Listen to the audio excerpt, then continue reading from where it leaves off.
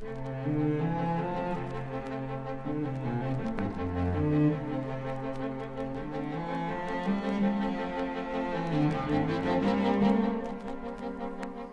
and welcome to Sticky Notes, the classical music podcast. My name is Joshua Weilerstein. I'm a conductor, and I'm the chief conductor of the Aalborg Symphony and the music director of the Phoenix Orchestra of Boston.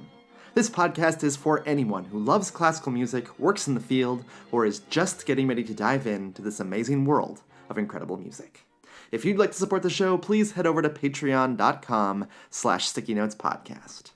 And if you are a fan of the show, please take a moment to give us a rating or review on Apple Podcasts. It is greatly appreciated. Before I begin, I wanted to explain the challenge that was set to me by the Patreon sponsor for this episode, Jane. Please do an episode about the church modes and where, how, why they appear in classical music, perhaps limiting yourself to music written after the Renaissance. The end of that request, limiting myself to music after the Renaissance, would prove to be the real challenge here, as we'll get into later. But first, you might be wondering, what is a mode? Well, my first interaction with the musical term modes was in this clip from Leonard Bernstein's Young People's Concert called, helpfully, What is a Mode? That's just mixolydian. Now, do you hear how that lowered seventh note makes that jazz sound? Of course, the examples I could give you are endless, but just to take a recent smash hit. My baby does the hanky-panky. Mixolydian. Could you believe it? Or do you remember a really terrific song, a barbaric number of a few years ago, sung by a group known as the Kinks? It's called You Really Got Me. Girl, you really got me going. You got me so I can't sleep at night. Yeah. You really got me now. You got me so I don't know what I'm doing. Yeah, you really don't. That's all mixolydian.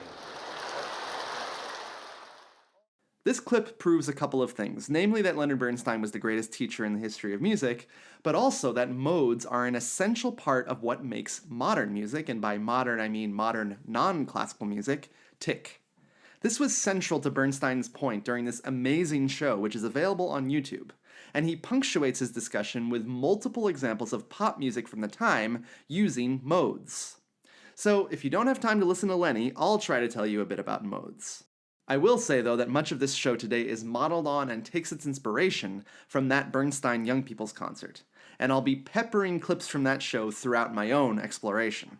As Bernstein says, the use of modes in the common practice period of classical music, starting with Haydn and ending sometime early in the 20th century, didn't feature a lot of modal music, though that doesn't mean it was completely absent.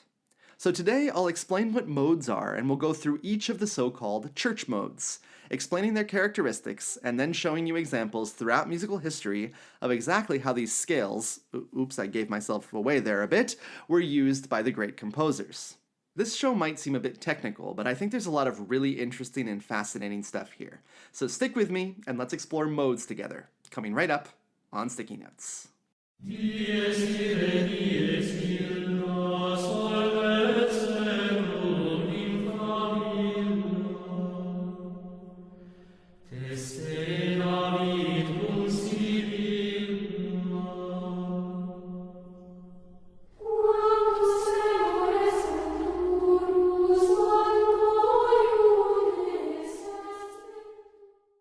So what is a mode anyway? Well, Leonard Bernstein had a pretty good way of describing modes, so I'll let him do it. So that the minor scale sounds like this. And it doesn't matter whether you start on C or on E flat or on Q sharp. You can always get a major or a minor scale by following the proper arrangement of intervals. For instance, here's a major scale beginning on F sharp. And that's called F sharp major. Here's F sharp minor. And here's a major scale beginning on B flat. That's called B flat major. And here's B flat minor. And so it goes. But the important thing to remember is that those two kinds of scales, major and minor, are modes. Major mode and minor mode.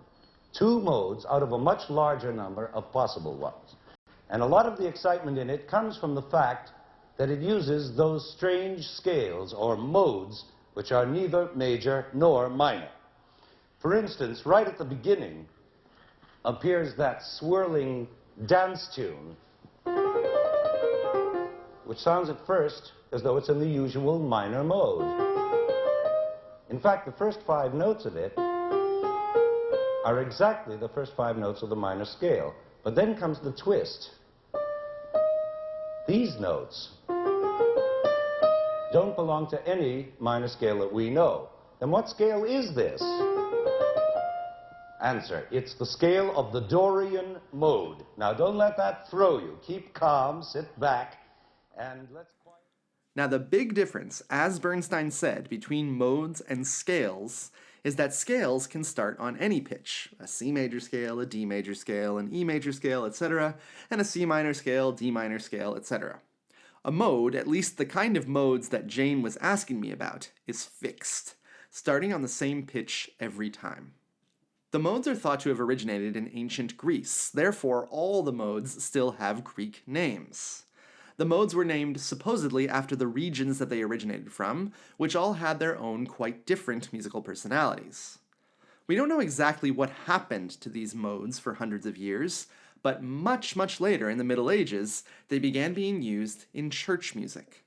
The most prominent and immediately recognizable use of modes is probably Gregorian chant, which is often based on the Dorian mode, and we'll get to that one in a minute.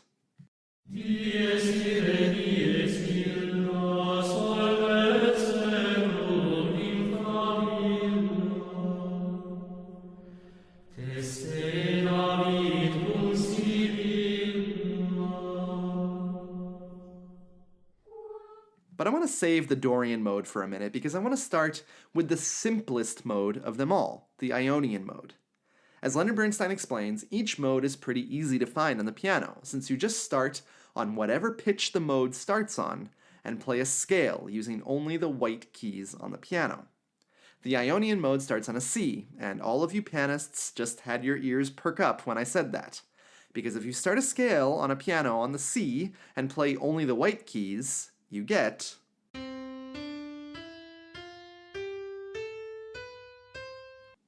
That's right, a C major scale. This is why I wanted to start with the Ionian mode, because it is the most instantly recognizable mode when you play it out of context. In context, though, it becomes impossible to distinguish from a regular C major scale. In context, though, it becomes impossible to distinguish from a regular C major scale. And therefore, in the musical context Jane asked me about, it becomes indistinguishable from the key of C major. There are way too many examples, of course, of C major to go through them all.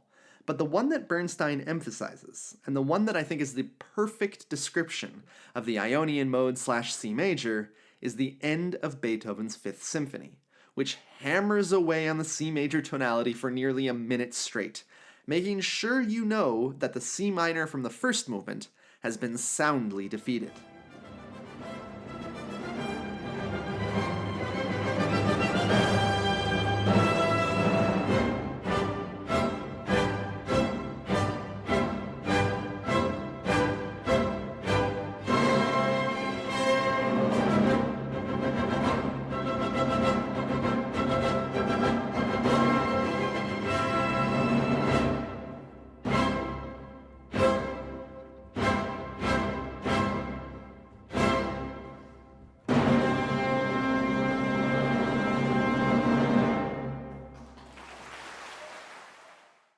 But there are other great symphonic examples of C major and C major scales. How about Mozart's Jupiter Symphony, which basically starts with a shortened version of a C major scale?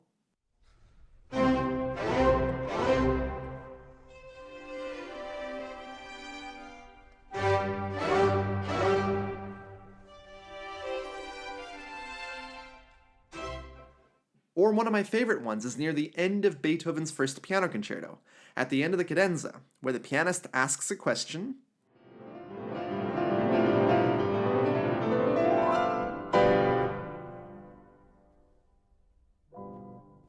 and gets a big answer.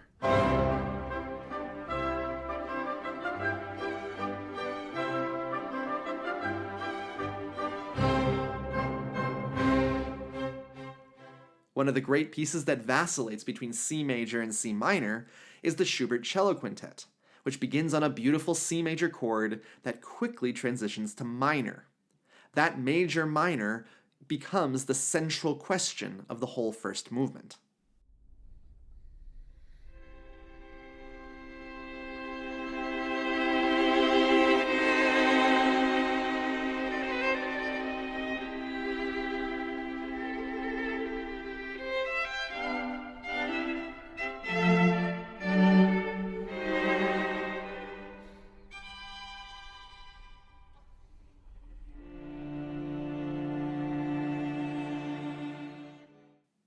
So that's the Ionian mode, or C major. Let's go to the next pitch up now, where things start to get interesting. Here is the Dorian mode, which you get by taking the pitch D and again going up the white keys of the piano. But what is this scale? Well, that's easy. To find the Dorian mode on your piano, all you have to do is start on the note D and play only white notes all the way up to the next D. And you've got it. Simple. Now, the Dorian mode, starting on D, is very close to a modern minor scale.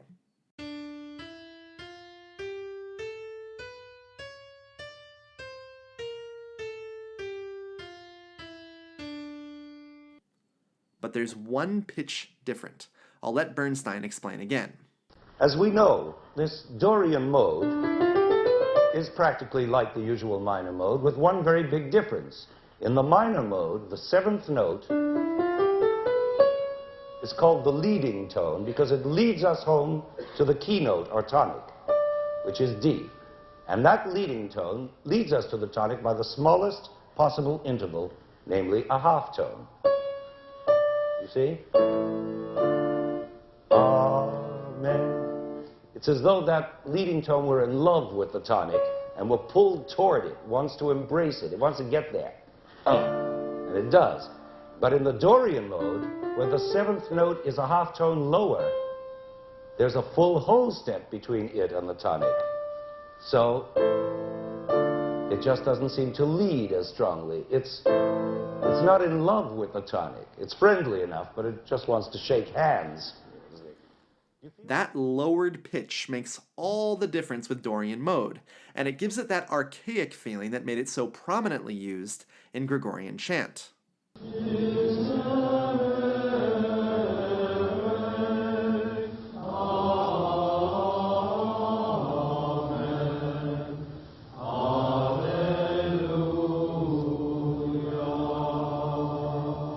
Isn't that beautiful? And It's the second to last note that is lowered, and it gives an air of mystery to the sound that almost makes it scream medieval. Of course, that's also because of the cultural context and the way we understand this mode, but that's similar to major and minor scales as well. As I often mention when it comes to Mozart, major key arias in Mozart operas are sometimes about things like suicide. So the modern conception of major keys as happy and minor keys as sad isn't always so accurate, even in that famous common practice period. So, then what classical music post the Renaissance has been written in the Dorian mode? Now, before I answer that question, and also the same question with the other modes, it's important to say that in a piece of classical music, things are constantly changing. It's very, very rare for a piece to be written in one single key for its entire duration. And so the same rule applies for modes. When I say which pieces are written in the Dorian mode, it's more like in which pieces does the Dorian mode figure prominently. A piece that's stuck in one mode for more than a few minutes would become pretty monotonous. So the examples I've chosen from the modes are examples where composers used the mode for a significant reason in their piece, whether it's just for a moment or whether the mode is an integral part of the structure. For my first example, it's a moment, but it's a very important moment.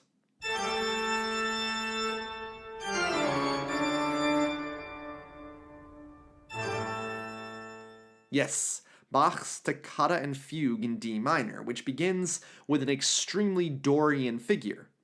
If this was a normal minor scale type motif, it would sound like ya-da-da. It's that dropped seventh step of the scale that makes this music so archaic and unusual to our ears. And of course, that's thanks to the Dorian mode.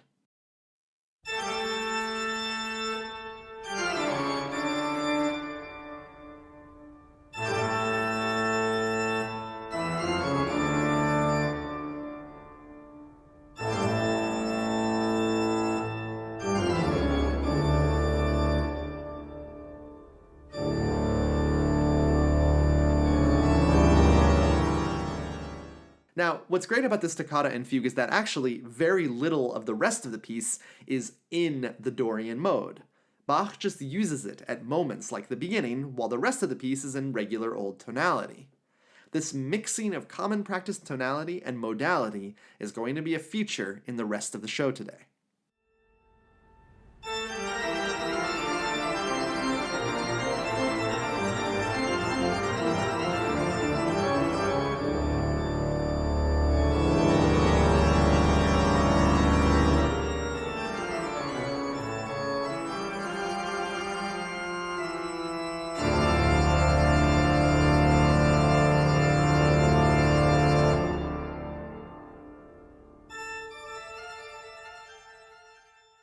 What other pieces feature the Dorian mode?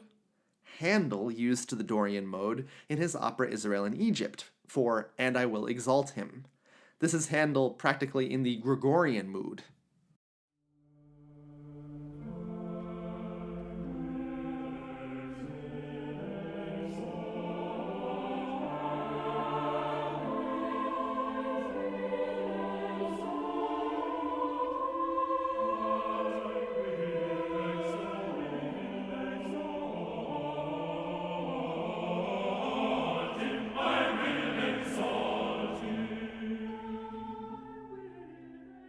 Sibelius' Sixth Symphony has long stretches that are in the Dorian mode, like this one featured in Leonard Bernstein's Young People's Concert.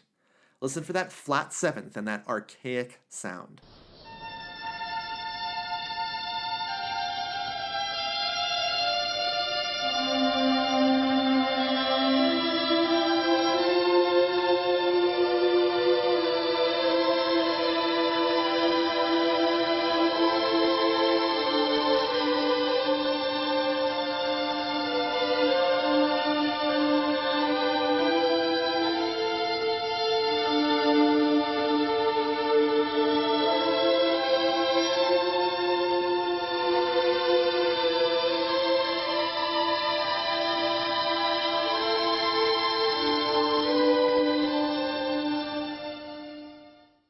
The second movement of Holst's second suite, called All Love My Love, is in the Dorian mode, again featuring that flat seventh.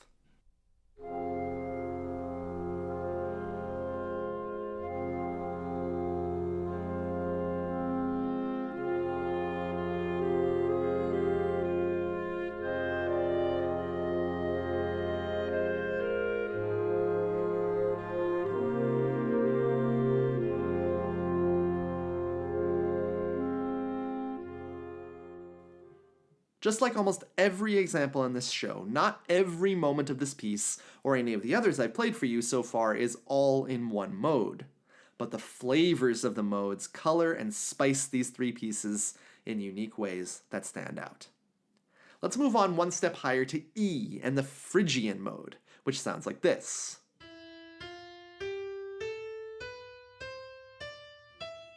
The Phrygian mode is formed with all the white keys of the piano starting from E, and the big change with Phrygian is in the second note.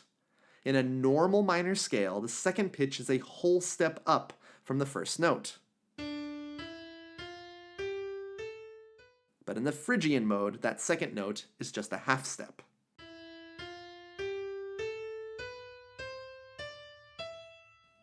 This creates that tension between the second and third note that has been exploited by just about every folk music in the world, from Eastern European Jewish folk music, which likes to expand Phrygian mode by raising the third step from a G to a G sharp, creating what Abigail Reisman described in my show about klezmer music as the Jewish minor mode.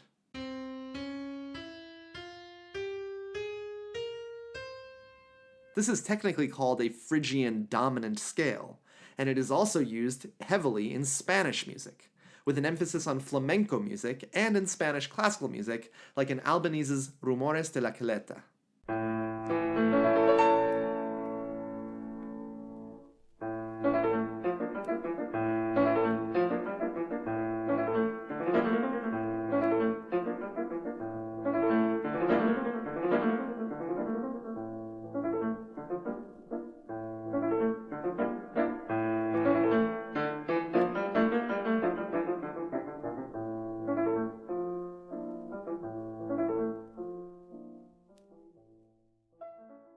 But it is also used in Spanish music without that raised dominant, like in De Falla's Homage, written on the death of Debussy. The beginning of the piece is like a masterclass in Phrygian mode.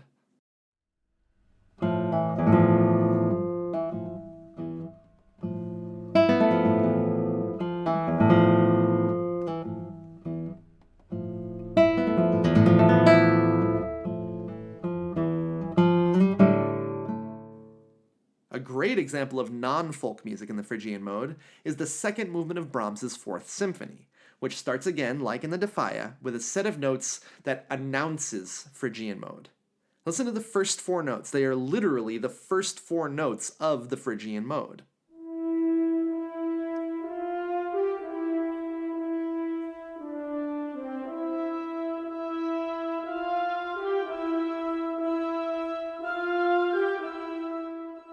But here's something that makes this so beautiful. Just after this Phrygian scale, Brahms brings in a G sharp and magically transforms the music into E major, creating that wonderful blend of modes and tonality that many composers exploited during the Common Practice period.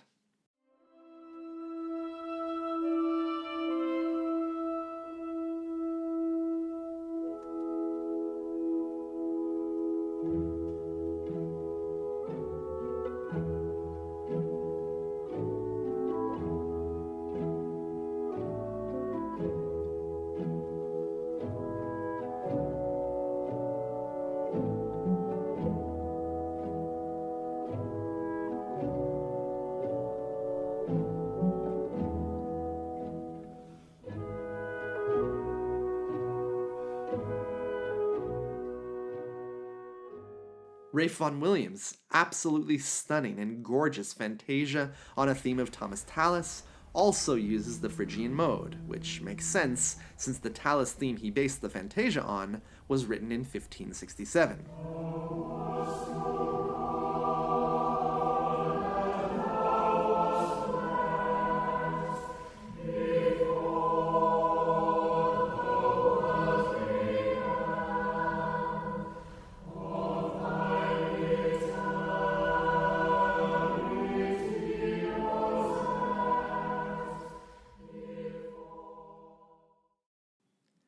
Here's how Vaughan Williams orchestrates it.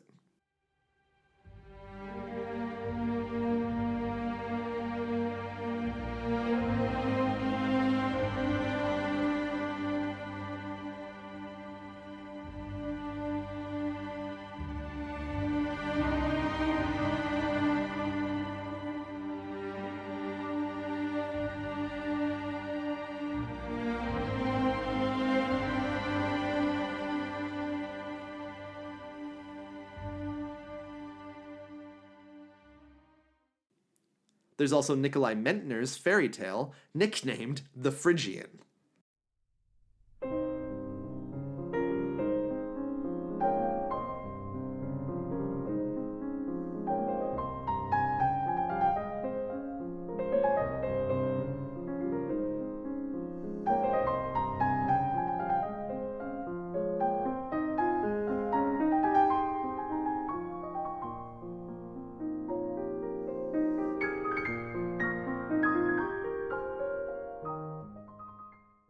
Phrygian still has a bit of an archaic feel, though with that raised third note in the Phrygian dominant mode, it has that extra flavor of folk music that is used in Indian, Middle Eastern, Balkan, Eastern European, and Central Asian music, as well as in Arabic and Egyptian music, as well as I said, in Eastern European Jewish music. The Phrygian dominant might be the most popular mode in the world in that sense. And classical composers weren't afraid to exploit the Phrygian dominant either, like this example in Rimsky-Korsakov's Scheherazade.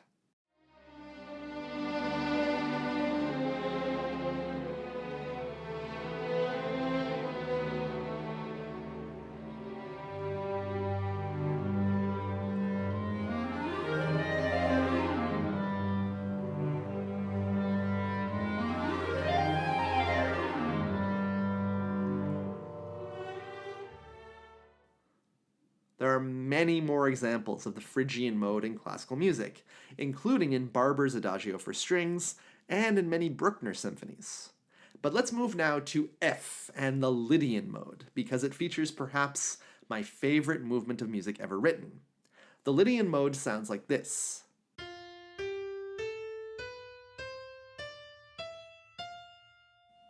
Very close to a regular old major scale, right? Except there's one note different. Listen to the fourth note of the regular major scale.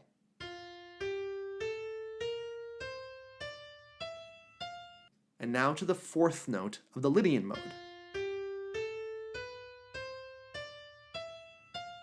That fourth note is raised by a half step.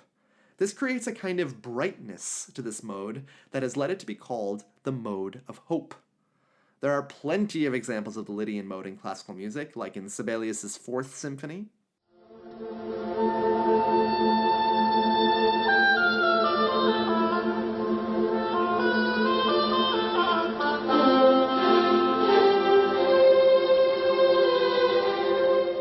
Chopin polonaises and mazurkas often feature Lydian touches, as Leonard Bernstein demonstrates here.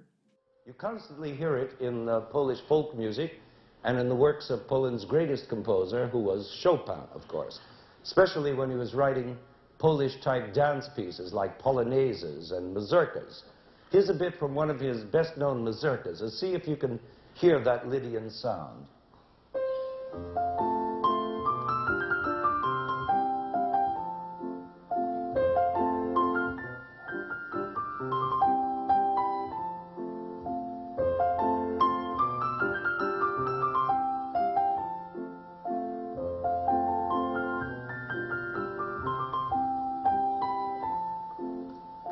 It's an odd sound. The scherzo of Carlos Chavez's Third Symphony opens with a fugue in the Lydian mode, though not strictly on F.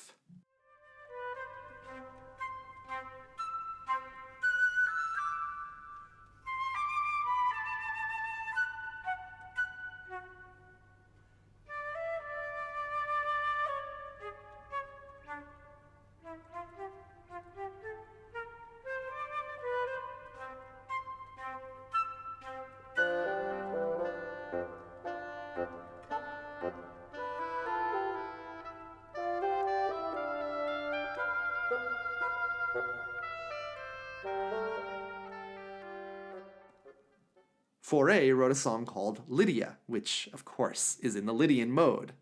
This is a very clear example as Fauré employs a Lydian scale with that raised fourth right from the start.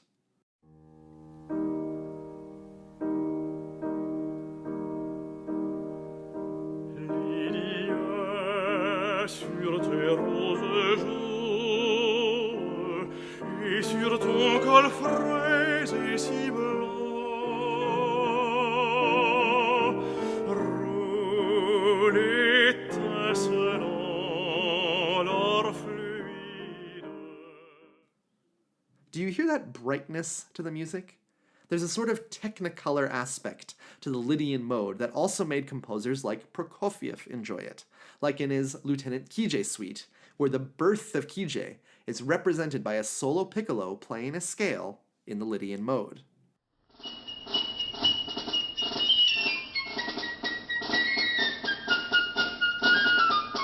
Hear it?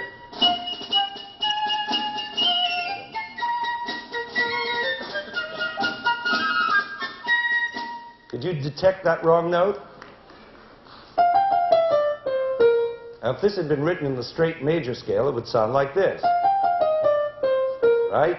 But no, Prokofiev adds his comic touch by using that Lydian raised fourth.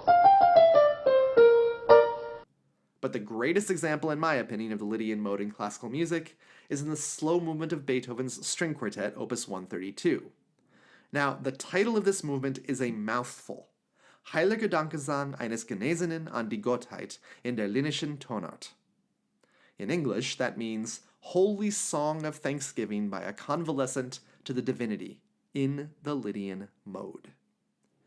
Beethoven, when he wrote this quartet, had just been through a severe illness that very nearly cost him his life.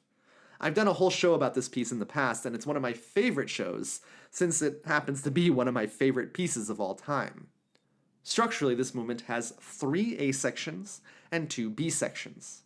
All three A sections are in the Lydian mode. The B sections, marked with new strength, are both in a firm D major. You can hear the difference between modal music and tonal music very clearly with this example. Listen to how the modal A section sounds again, archaic and slightly medieval. It also sounds less firmly at home. Perhaps it's our ears getting used to tonality, but there always seems to be an aspect of this music that feels weaker, like it is the music of the recovering but still fragile Beethoven.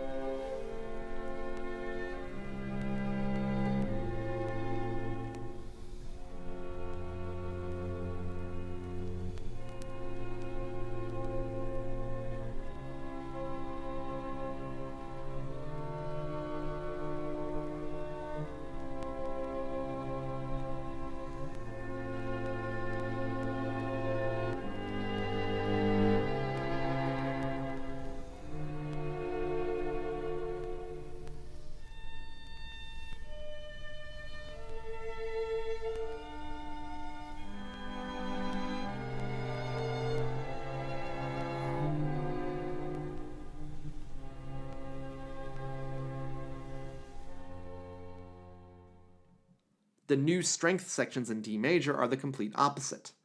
Beethoven emphasizes the F sharp, the third of the D major chord, over and over again. It's like that major third has given us the strength to go on.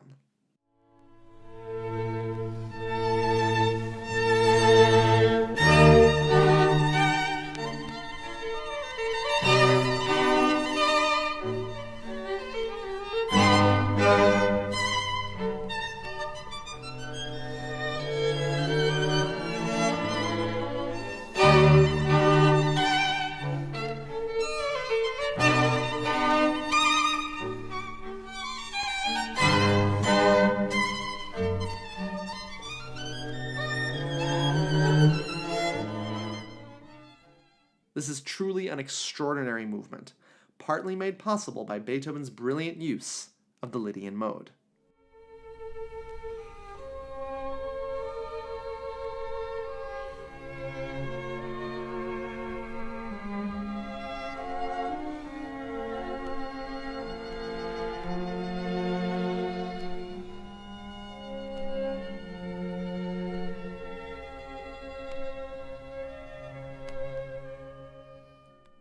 Two modes to go, and the first is the Mixolydian mode. The Mixolydian mode sounds a lot like a G major scale until the 7th note.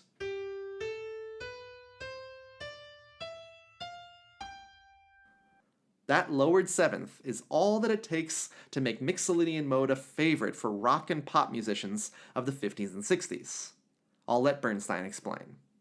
Of course, the examples I could give you are endless, but just to take a recent smash hit.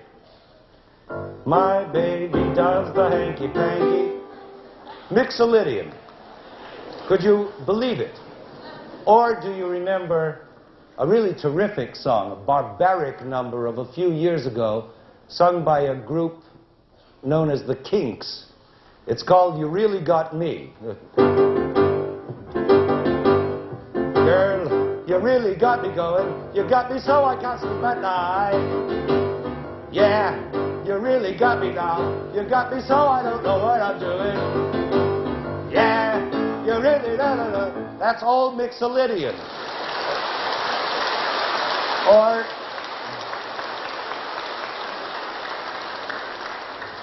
I wonder if you know that absolutely charming Beatles tune called Norwegian Wood.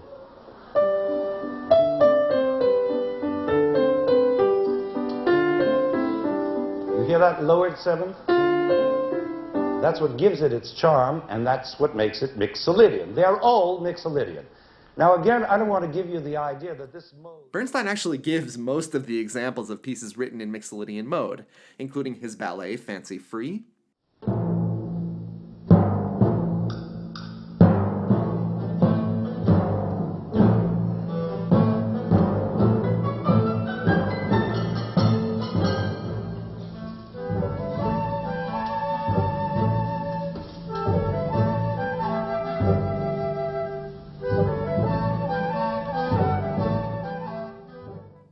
and his Mambo from West Side Story.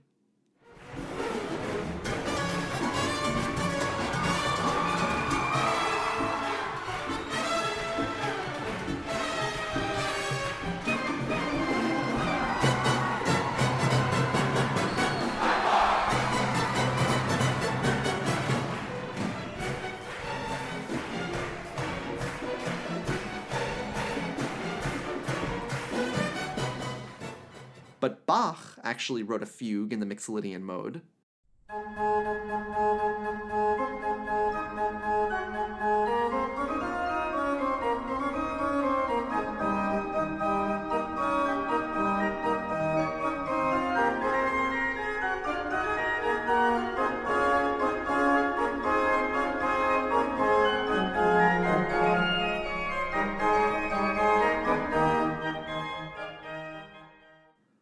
And the third movement of Grieg's piano concerto is in Mixolydian as well, though with a heavy dose of tonality as well.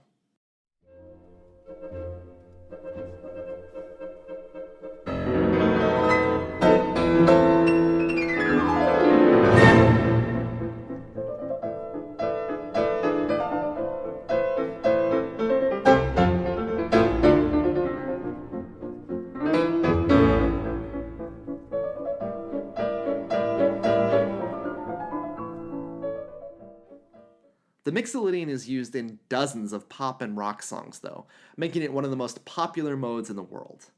Which brings us to our last mode, which is most definitely the least popular mode.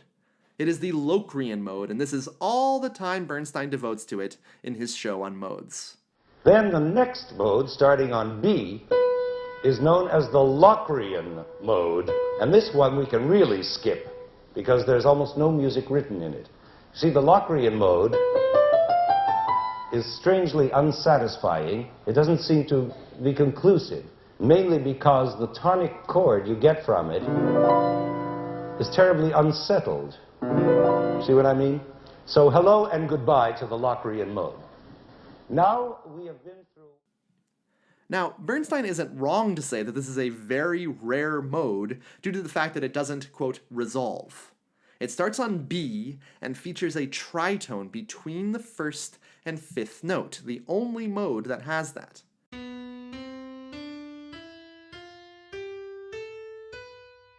It also features a combination of whole and half steps that make the Locrian mode sound almost like an atonal row rather than a mode.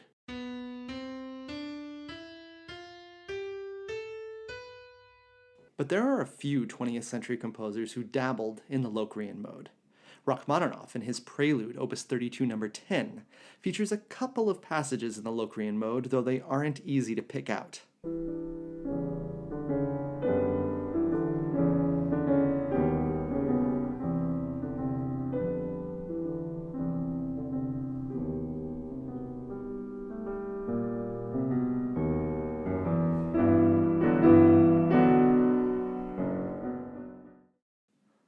And one interesting combination of modes, something I haven't talked about very much today, is found in Hindemith's Symphonic Metamorphosis. The opening theme of the second movement of the piece is in both Mixolydian and Locrian modes, and it ends in Locrian.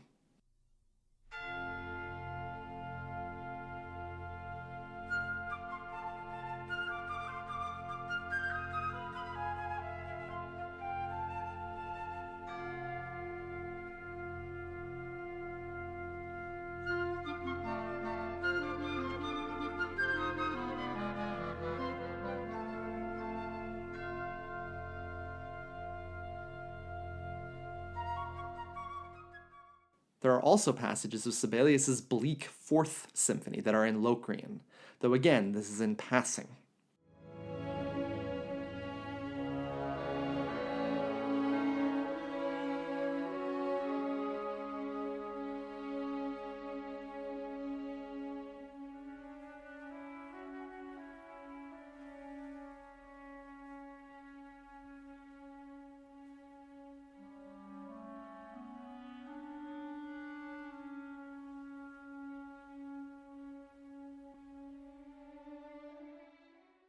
Essentially, the Locrian mode is too unstable to be used in common practice classical music, and is too stable to be used in atonal music, so it's a bit of an outlier.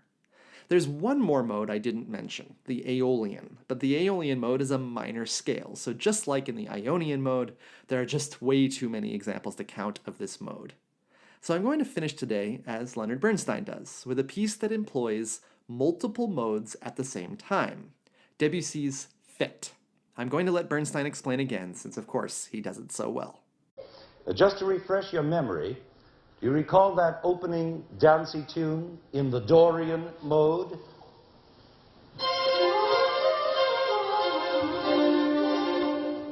And then a little later on, Debussy switches to the Lydian mode. You remember the one with the raised fourth note, that Polish one?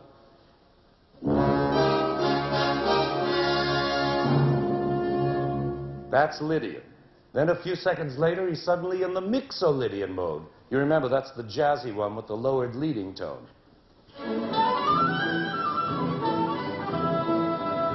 And so in the first half minute of the piece, Debussy has already used 3 different modes, none of them major or minor: the Dorian, the Lydian, and the Mixolydian.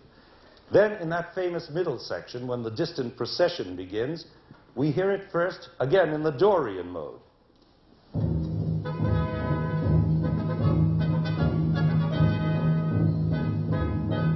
That's Dorian, but it immediately switches to Mixolydian.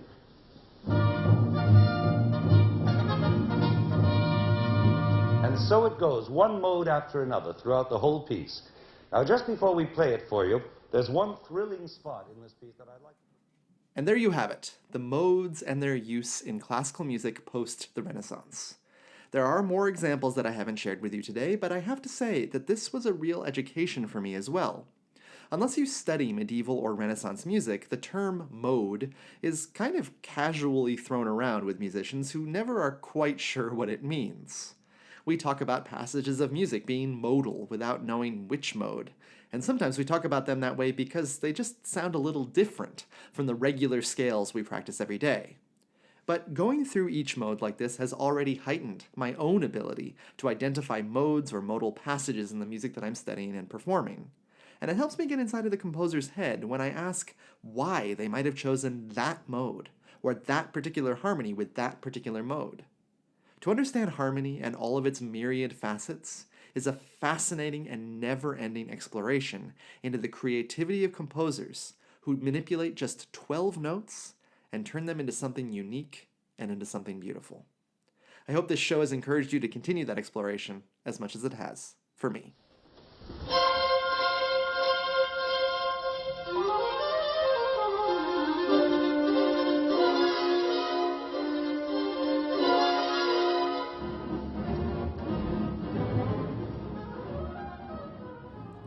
Thanks so much for listening to Sticky Notes today. We'll have some more exciting stuff for you in a couple of weeks, so don't miss our next episode. If you like what you heard today, please feel free to rate and review the show on Apple Podcasts. It really helps the show gain more visibility. And please send any questions to stickynotespodcast@gmail.com or my Facebook page @Sticky Notes Podcast. And if you'd like to support the podcast monetarily, just head over to patreon.com/Sticky Notes Podcast. Thanks, and I'll talk to you again after a while.